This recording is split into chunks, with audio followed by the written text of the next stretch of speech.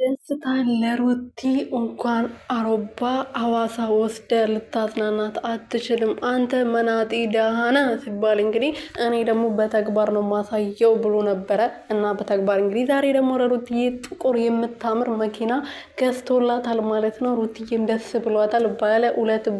ባለ ሁለት መኪና ባለቤት ሆናለች ማለት ነው። ሩትዬ እንኳን ደስ አለሽ።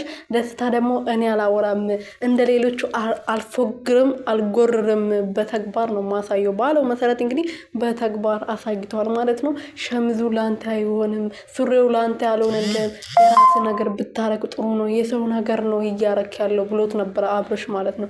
የሰው ያለመሆኔን ደግሞ እኔ አሳያለሁ ብሎት ነበረ እና በተግባር አሳይቷል ማለት ነው። ሰላም ሰላም ቤተሰብ እንዴት ናችሁልኝ? እኔ ያለው ፈጣሪ እየተመሰገነን በያላችሁበት ሰላማችሁ በዘት ትርፍርፍ ይበልልኝ። እኔ ውድና ወርቅ የሆናችሁ ቤተሰቦች ሩትዬና ደስታዋ አንድ ላይ መጥቷል። እንግዲህ እንደዚህ ደግሞ ዛሬ በሚገርም ሁኔታ መጥቷል ማለት ነው። ምክንያቱም ደስታ ምንም ማድረግ አትችልም፣ እንኳን ሀሮባ ሐዋሳ ወስደ ልታዝናና አትችልም ባለው መሰረት ያን ዝም ብሎ ነበረ ያለፈው። አሳይሃለሁ ብሎት ነበረ እና በተግባር አሳይቶታል ማለት ነው። መኪና ገዝቶላታል ለሩትዬ።